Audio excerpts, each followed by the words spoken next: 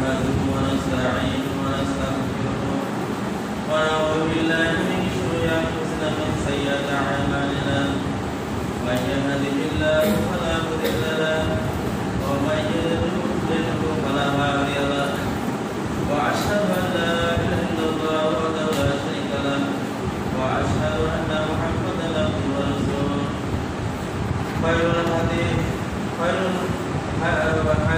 هدي محمد صلى الله عليه وسلم وشر الأمور محدثاتها وكل محدثة بدعة وكل بدعة ضلالة وكل ضلالة في النار الحمد لله আমরা সর্বপ্রথমে শুকরিয়া জ্ঞাপন করছি যিনি আমাদেরকে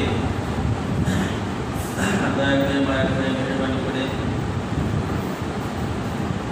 রহমতের মাস বরকতের মাস সিয়াম পালনের মাস কোরআন নাযিলের মাস আমরা রমাদান মাসটা পূর্ণ সিয়াম পালনের মাধ্যমে আমরা বাস্তবায়ন করেছি এবং সিয়াম পালনের মাধ্যমে আমরা সিয়ামের যে উদ্দেশ্য তাকওয়া আমরা যতটুকু অর্জন করতে পেরেছি এই জন্য আমরা বলি আলহামদুলিল্লাহ। সাইয়্যিদুল মুরসালিন খাতামান নবীয়্যিন রাহমাতুল লিল আলামিন জনাব মুহাম্মদ সাল্লাল্লাহু আলাইহি ওয়াসাল্লাম।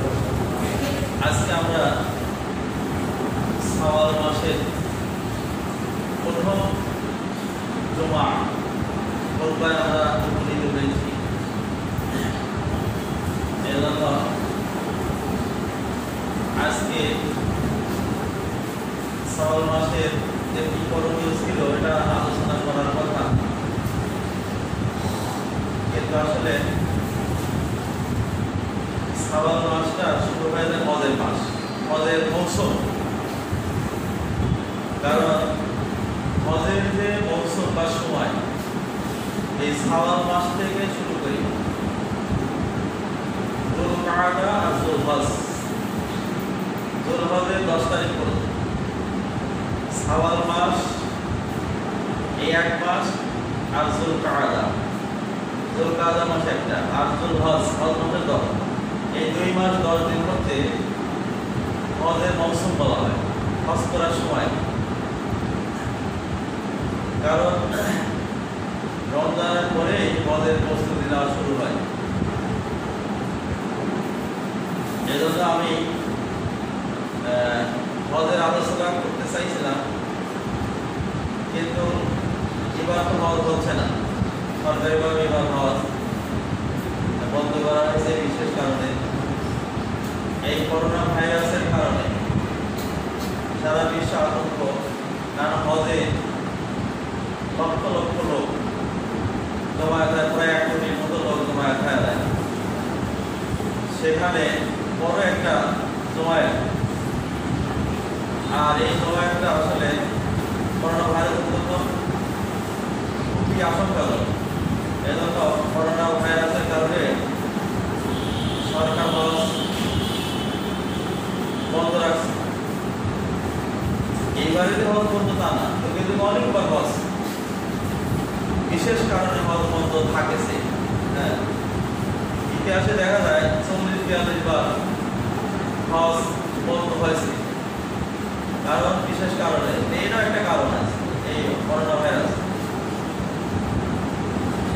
আমরা আলোচনার আগেই আল্লাহর কাছে প্রার্থনা করি, আল্লাহ তুমি আমাদের এই করোনা ভাইরাস এই দুর্যোগ থেকে আমাদেরকে হেফাজত করুন, সবাই আমিন। আসলে আল্লাহ তাআলা যত ইবাদত আমাদেরকে দিয়েছে, প্রত্যেকটি ইবাদতের পিছনে উদ্দেশ্য একটাই, সেটা হচ্ছে তাকওয়া অবলম্বন করা। তাকওয়া, কারণ এই তাকওয়ার কথা এত বলা হয় কেন? কারণ তাকওয়ার কথা কোরআনে হাদিসে প্রচুর বলা হয়েছে। যে জিনিসের কথা যত বেশি বলা হয় সেই জিনিসের গুরুত্ব তত বেশি। প্রত্যেকটি ইবাদতের মাধ্যমে তাকওয়া শিক্ষা করতে হয়। যেমন ধরেন রোজার মাধ্যমে আমরা শিখলাম হজের মাধ্যমে তাকওয়া আছে, হজের মাধ্যমে তাকওয়া, হজ করার মাধ্যমে তাকওয়া অর্জন করার কথা। আল্লাহ কোরআনে বলেছে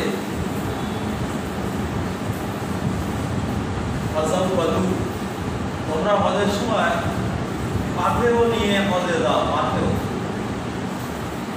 কারণ হজের সময় কি কি পাথর নেওয়া লাগে? দেখা যাচ্ছে যে কাপড় চোপড় নেওয়া লাগে, টাকা পয়সা নেওয়া লাগে, আরো নিজের প্রয়োজন অনেক কিছু নেওয়া লাগে। এগুলোর পাথেও, পাথেও শব্দের অর্থ হচ্ছে সফরে যা যা আমার দরকার।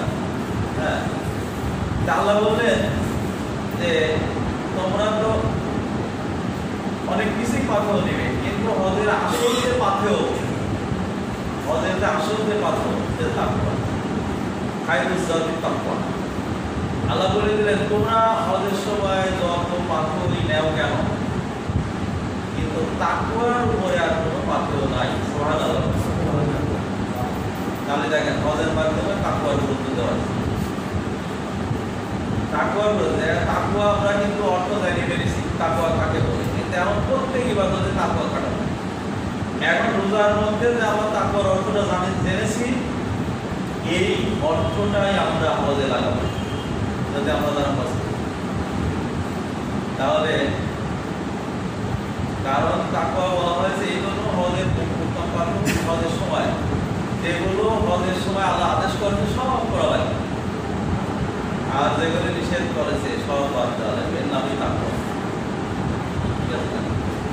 যাই হোক, আমি ওইদিকে যাচ্ছি না, যেহেতু হজের এবার বন্ধ, আমাদের আলোচনাটা এবার করতে চাচ্ছি না। হজের অনেক আলোচনা ছিল, যে এতটুকু বলা যায় যে হজ করার জন্য দুইটা শর্ত। একটা হচ্ছে অর্থ, শর্ত আরো আছে, যেরকম ধরেন সুস্থ থাকা, মানে হজে যাওয়ার জন্য। কিন্তু অসুস্থতার জন্য হজ কিন্তু মাপ নাই,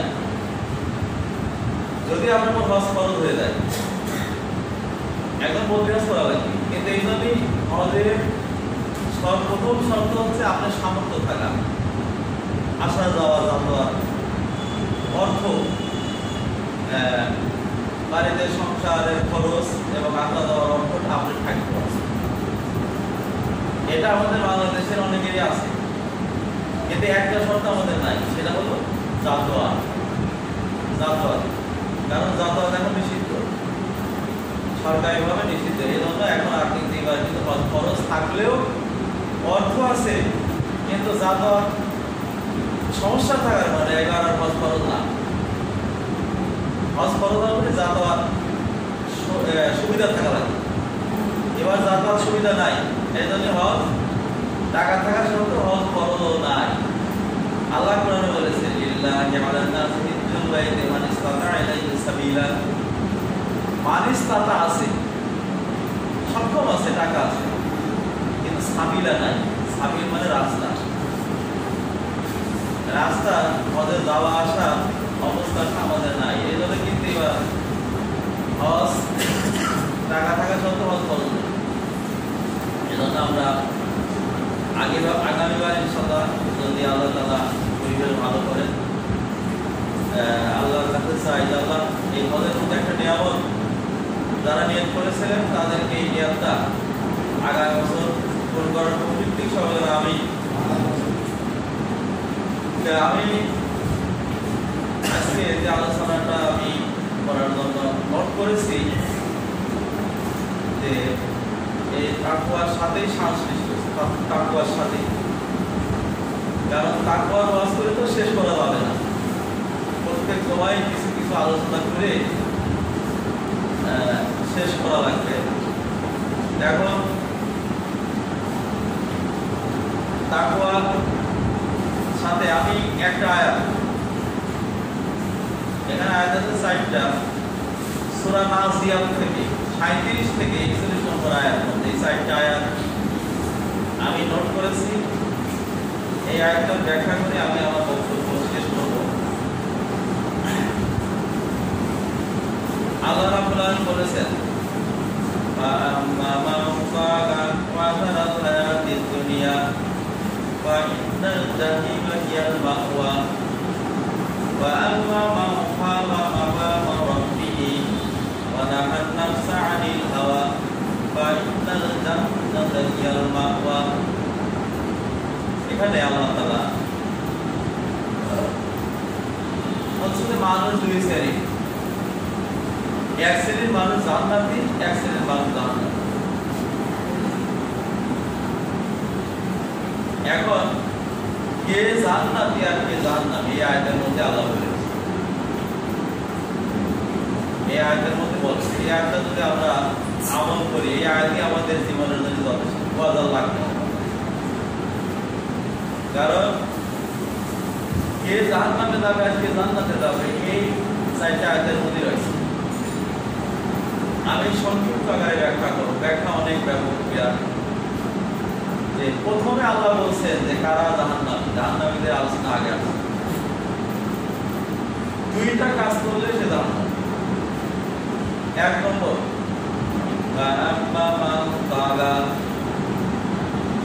যে ব্যক্তি বিদ্রোহ করবে, তাগা শব্দের অর্থ হচ্ছে বিদ্রোহ করা, সীমা লঙ্ঘন করা, বিদ্রোহ করা বা সীমা লঙ্ঘন করা, অস্বীকার করা, এর মেলা অর্থ আছে। আল্লাহ বলছে যে তাগা হবে, তাগা বিদ্রোহী, সীমা লঙ্ঘন। এই তাগার অর্থ হচ্ছে, এক নম্বর তাগার অর্থ হচ্ছে কুফরি করা, মানে যে ব্যক্তি অস্বীকার করে, কুফরি শব্দের অর্থ অস্বীকার করা। যে ব্যক্তি অস্বীকার করে, কি অস্বীকার করে? আল্লাহর আদেশ নিষেধ, আল্লাহর আদেশ নিষেধ অস্বীকার করে। যে আল্লাহ একটা আদেশ করেছে, এই আদেশ আল্লাহ করেছে সে অস্বীকার করে ফেলে, অথবা শুনেই শুনলো না, আল্লাহর আদেশটা মানলো না। এটা হলো একটা হচ্ছে কুফরি, অস্বীকার করা, এটা হচ্ছে আল্লাহর আদেশ অস্বীকার করা। আর একটা হচ্ছে অবাধ্য হওয়া, আল্লাহ যেটা হারাম করেছে সেই হারাম থেকে বিরত না থাকে, হারাম থেকে বিরত না থাকে। আল্লাহর আদেশ না মানা আর হারাম থেকে বিরত থাকা, এর নাম বলা হয় তাগা। আরেকটা অর্থ আছে যে তাগা, যে একজন আল্লাহর আদেশ তো মানেই না, আবার নিষেধ থেকেও বিরত থাকে না, কিন্তু আর একজনকে মানতেও দেয় না। এরকম লোক আছে কিনা? আরেকজনকে মানতেও দেয় না। হ্যাঁ, এরকম যদি লোক থাকে তাহলে সেও তাগা, তাকে তাগুত বলা হয়, তাগা। এখন আল্লাহ বলছেন যে যে ব্যক্তি আল্লাহর আদেশ অমান্য করবে, নিষেধ থেকে বিরত না থাকবে, এক নম্বর। দুই নম্বর,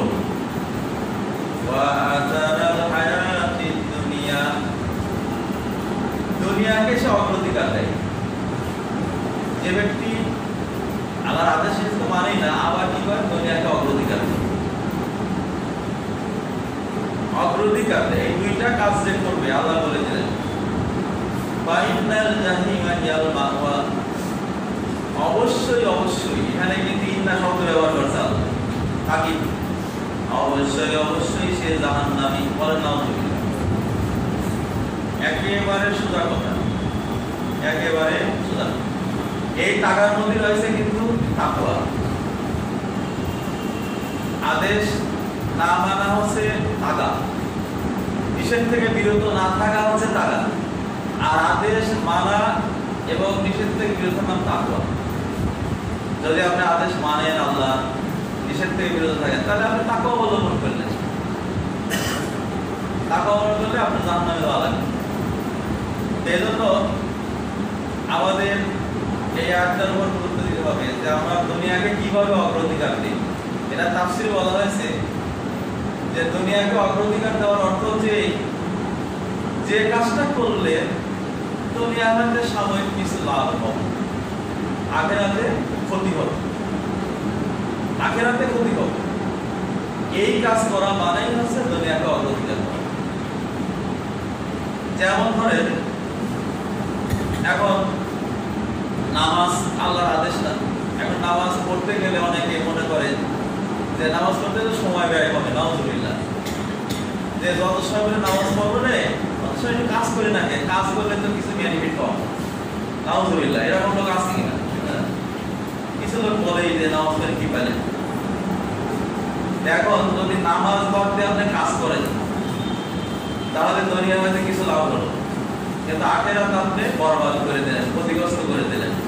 এই নামাজ পড়তে কাজ করাটা মানে আপনাকে দুনিয়াকে অগ্রাধিকার, দুনিয়াকে অগ্রাধিকার। কারণ অগ্রাধিকার শব্দের অর্থ হচ্ছে যে আখিরাতের প্রতি আমি উদাসীন, আখিরাত আছে কি নাই, পড়ে গেলে আমি মাটির সাথে মিশে যাব, এটা আমার বিশ্বাস আছে কি নাই, আখিরাতে জান্নাত জাহান্নাম আল্লাহ দিবেন এটা আছে কি নাই, এরকম অবিশ্বাস করে সে মনে করে যে দুনিয়াই তো সব কিছু, দুনিয়ার পর যা কিছু করবে এইটাই আমার বড়, আখিরাতকে সে অগ্রাধিকার দিল না, দুনিয়াকেই সে অগ্রাধিকার। এভাবে ব্যাখ্যা বলা হয়েছে যে যেমন ধরনের রোজা সিয়াম আমরা পালন করলাম 1 মাস, অনেকে চিন্তা করতে পারে যে এই সিয়াম পালন করলে তো শরীর অসুস্থ হয়ে যাবে, দুনিয়ার কাজ তো লস হবে, আলহামদুলিল্লাহ এরকম। তখন কি করে রোজা বাদ দিয়ে সে কাজ করে টাকা পায়। এই কাজ যে করলো অবশ্যই দুনিয়ায় তার কিছু লাভ হলো, আখিরাত ক্ষতিগ্রস্ত হলো। আখিরাতে এই সিয়াম পালন না করার কারণে তাকে জাহান্নামে যেতে হবে।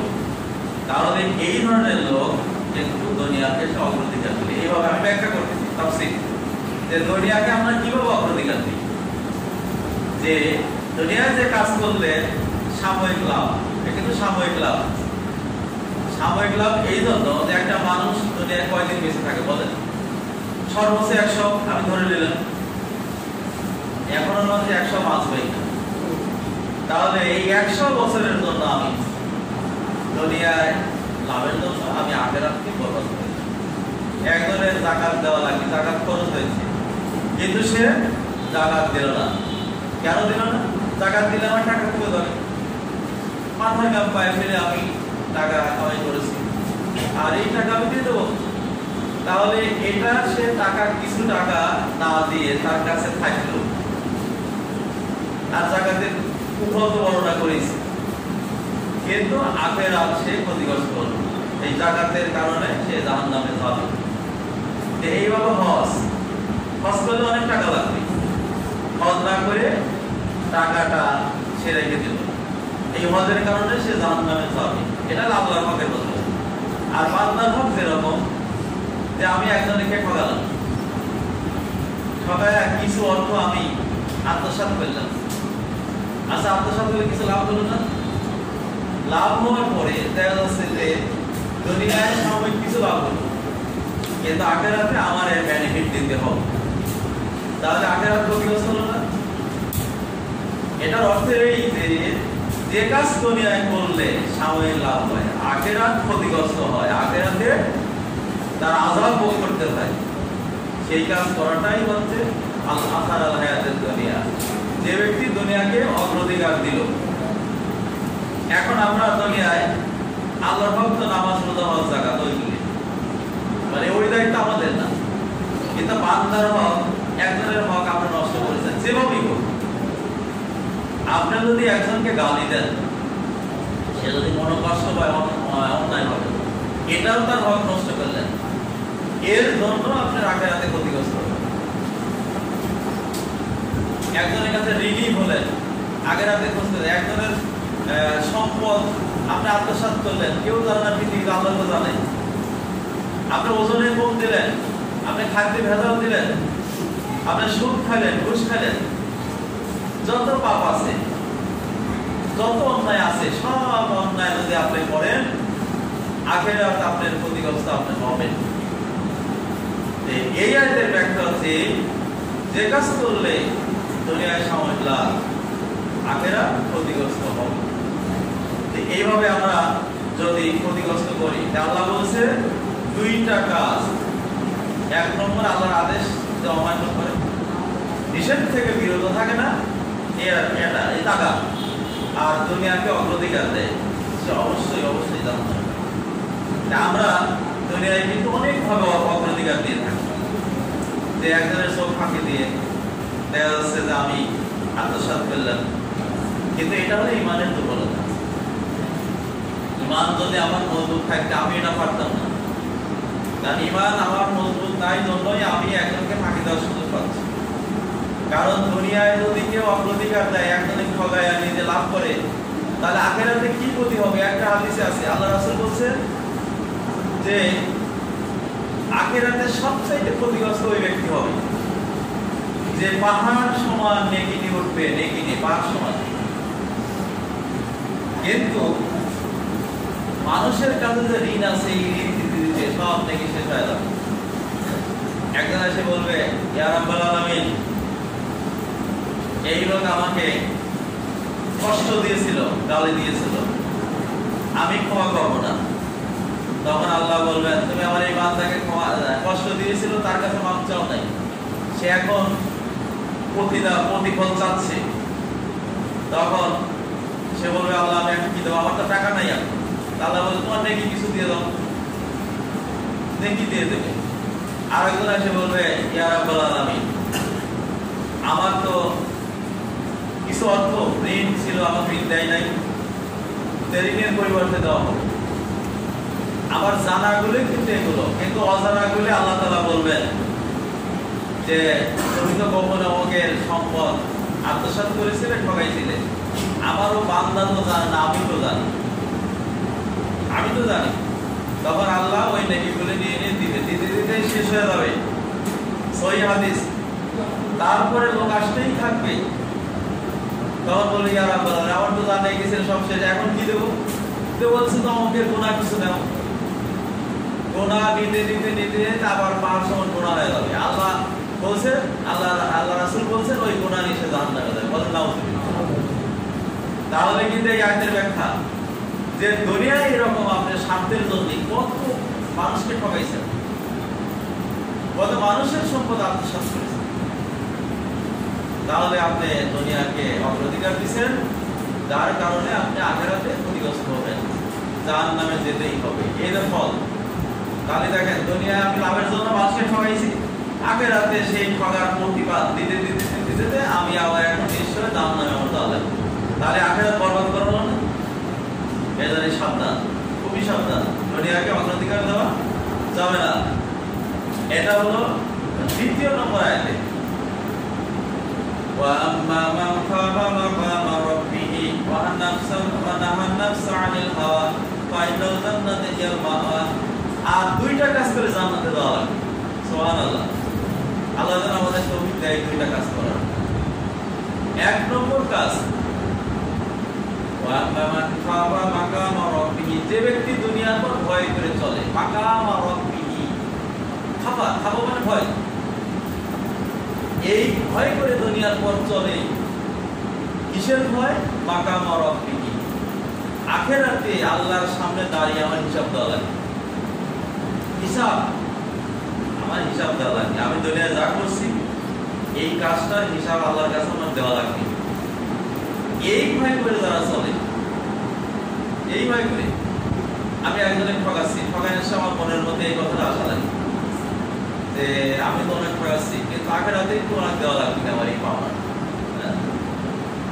দেওয়া লাগবে। তারা আল্লাহ, তারা কিন্তু এই জন্য ভাবে না, যদি একজন ঠকায় খুব একটা অত পেরেশান হয় না। তার ইমান এত মজবুত যে সে ভাবে যে ঠকছি ও ঠকাইছে, এটা আমি বাড়াবাড়ি করবো না, কারণ আখিরাতে আমি এটা পাবো ওর কাছে। আমার আব্বার কাছে এক গল্প শুনেছিলাম যে যশোরের পীর সাহেব শাহ সফি সদরউদ্দিন আহমেদ শিবপুর মাদ্রাসার প্রতিষ্ঠাতা। আব্বা বললেন যে ওনার সাথে আমরা একদিন একদল তো গেলাম একটা দাওয়াত খেতে। আব্বা তখন ছাত্র গেলাম,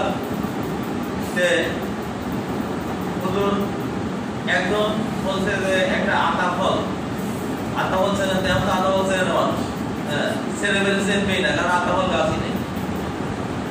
একটা আতা ফল কিনেছে, আতা ফল কেনাতে মানে একটু বেশি দাম দিয়েছে। পিসাব পায়া অনেক এমন লোক আছে যে পিসাব মানে না, হুজুর মানে না, ও দাম কষেই দিবে। এটা আমার জ্বলন্ত প্রমাণ, আমি নিজেই প্রমাণ করেছি। আবার অনেকে আমার মাগনাই দিয়ে দেয়, কম দিয়ে দেয়, হ্যাঁ, তাহলে মানুষ কত রকমের আছে। আমার আব্বা বললো যে আধা ঘন্টা কত পয়সা, আমার দাম জানা নাই।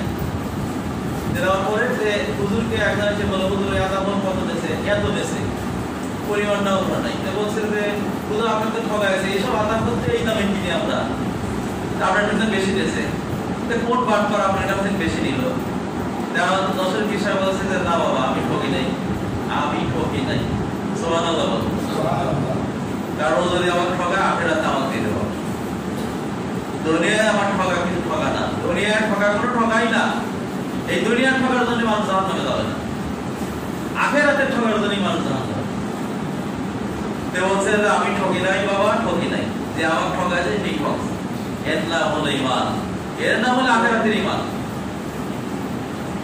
এই জন্য আমাদের দুনিয়ায় ঠকতে হবে, কিন্তু ঠকানো যাবে না। যে ঠকাবে সেই ঠকে যাবে, যে ঠকাবে সেই ঠকে যাবে।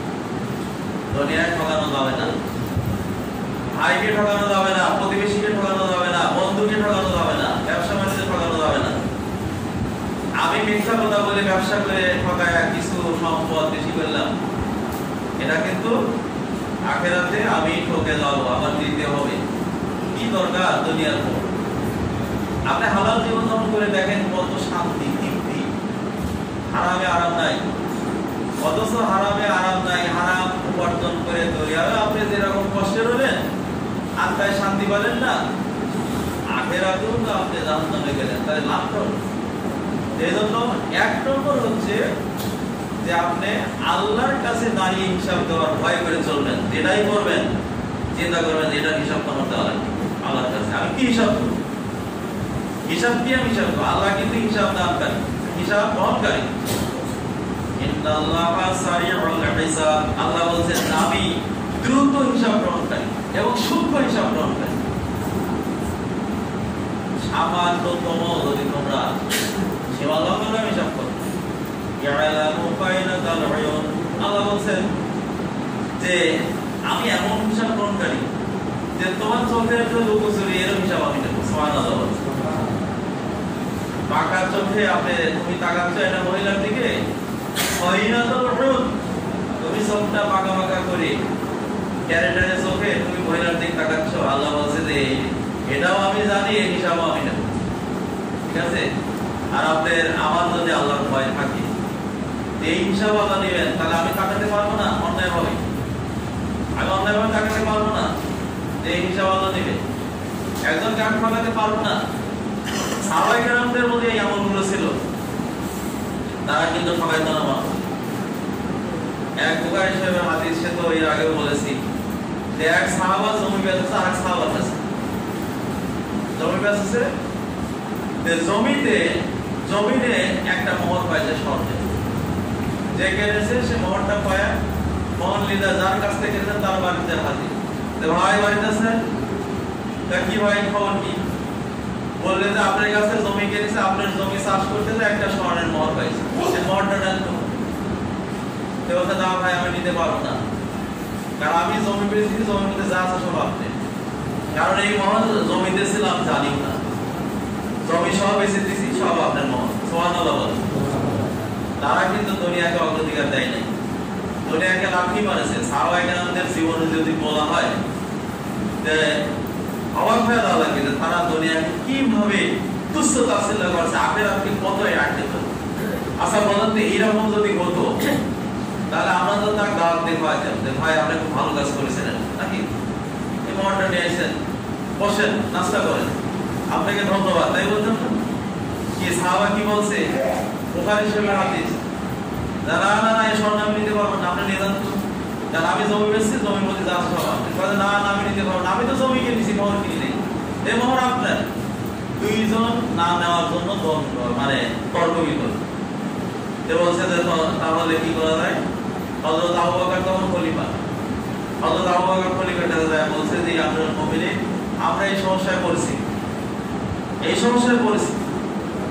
হযরত আবু বকর দেখলেন যে দুইজনের মধ্যে একটা আল্লাহর ভয়ের একটা তাকওয়া, আল্লাহর ভয়ের একটা কুকুর আছে, দুইজনে আল্লাহর ভয় আছে, দুইজনেরই আখিরাতের ভয় আছে। তখন বলে তোমাদের কারোর ছেলে মেয়ে আছে? একজন বলে আমার একটা মেয়ে আছে, একজন বলে আমার ছেলে আছে।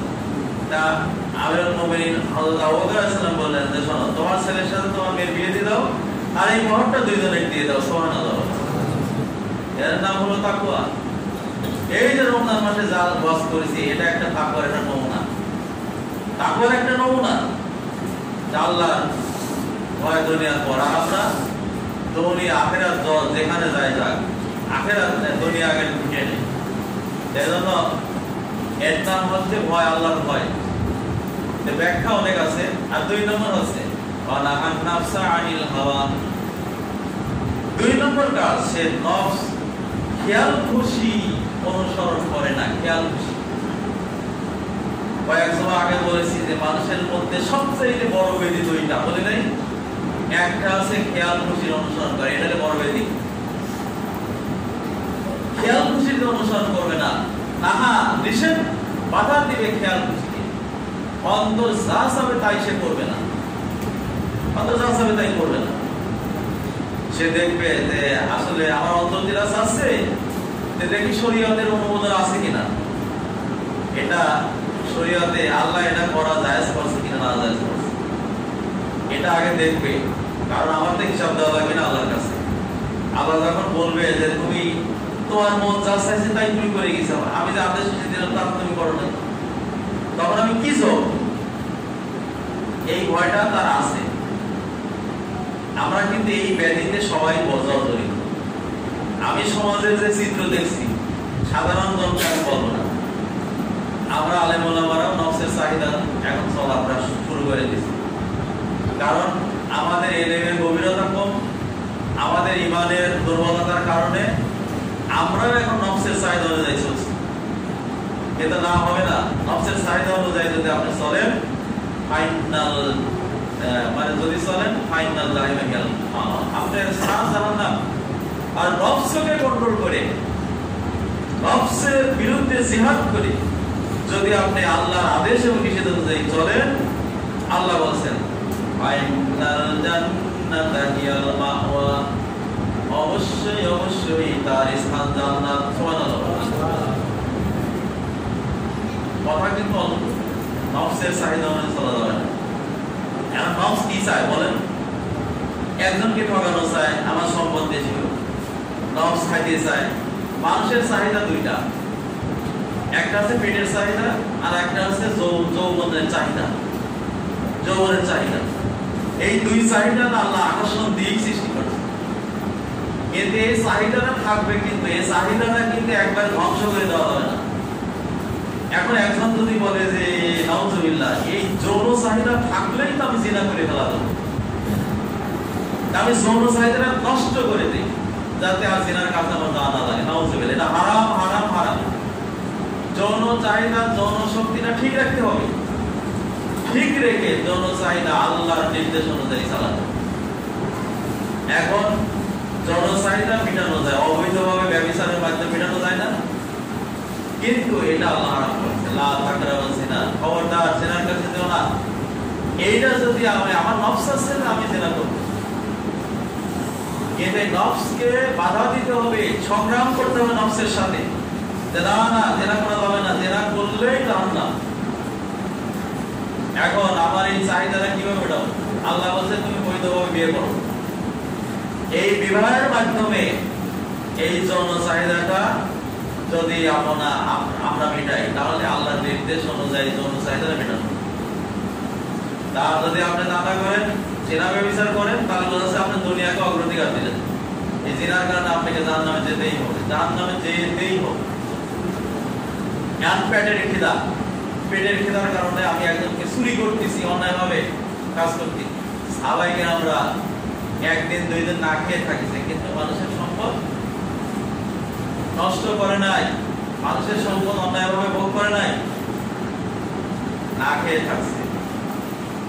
কারণ চুরি করে খেলেই দুনিয়ায় লাভ, আখিরাত বরবাদ, জাহান্নাম নিশ্চিত। এজন্য মন যা চাবে তা করা যাবে না। একটু মনে করলো যে একটু গান শুনি, অশ্লীল গান শুনি, হালাল গান জায়েজ আছে, যেগুলো আল্লাহ রাসূলের প্রশংসা বা আল্লাহর গুণ কীর্তনের জন্য গান আছে, এগুলো শোনেন।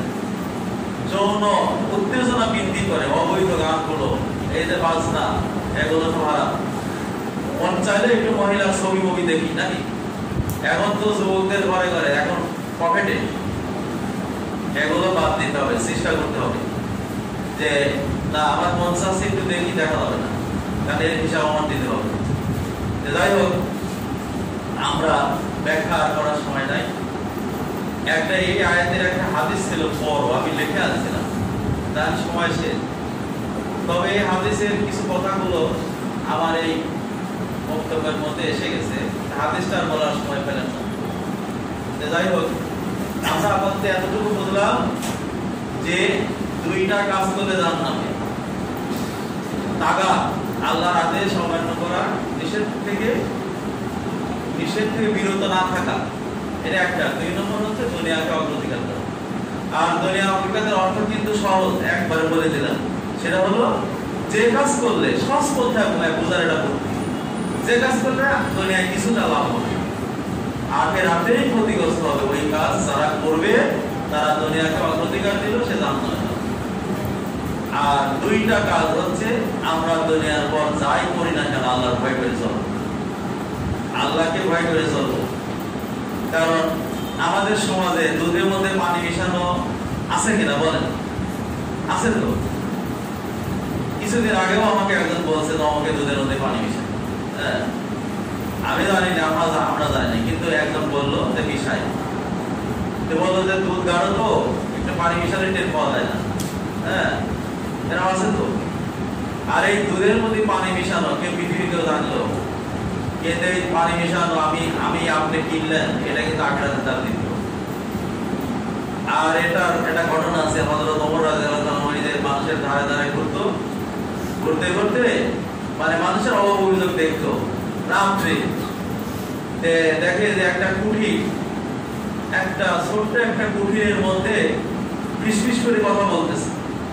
হযরত ওমর কান লাগিয়ে শুনছে, এখন শুনে দেখছে যে একটা মেয়ে মা আম্মার সাথে কথা বলতেছে যে আম্মা বলতেছে তাড়াতাড়ি রাত ভোরের আগেই পানি মিশিয়ে দাও দুধের মধ্যে, কারণ একটা মানে বিধবা একটা মহিলা, ওই একটা উট অথবা গাভীর দুধ দিয়ে তার সংসার চলে, পানি মিশিয়ে দাও। মেয়ে বলতেছে যে আম্মা পানি মিশানো যাবে না, বলছে যে শোনো এখন যদি না মিশানো, দিনে যদি কেউ টের পায়, ওরে যদি বলে তাহলে খবর আছে যে এই রাত ভোরের আগেই পানির মধ্যে দুধের মধ্যে পানি মিশায় দাও। বলতেছে মেয়েটা বলছে যে আম্মা ওমর না দেখলেও আল্লাহ তো দেখছে, আল্লাহ দেখা তুমি কিভাবে ঠেকাবে? আপনাদের এই পানি বসেছে, আল্লাহ দেখতেছে না?